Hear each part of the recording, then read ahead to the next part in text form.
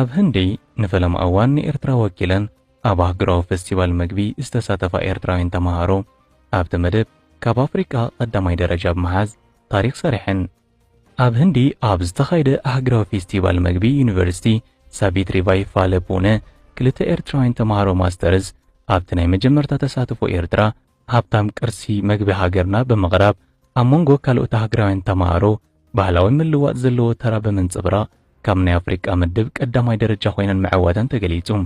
ኣብቲ ውዕውዕ ጽምብል ዓለማዊ ምግብን ባህላዊ ብዙሕነትን ዝሓዘለ ሃገራዊ ፌስቲቫል መግቢ ዝተሳተፋ ኤርትራውያን ካብ ዩኒቨርሲቲ ማይሶር ተማሃሪት ድባብ ፍሬ ሚካኤልን ከምኡውን ተማሃሪት ጸጋ ምስግና ካብ ኤስፒፒ ዩኒቨርሲቲ ንፈለማ እዋን ንኤርትራ ወኪለን ኣብቲ መደብ ድሕሪ ምስታፈን ካብ ኣፍሪቃ ቀዳማይ ደረጃ ብምሓዝ ታሪክ ሰሪሐን።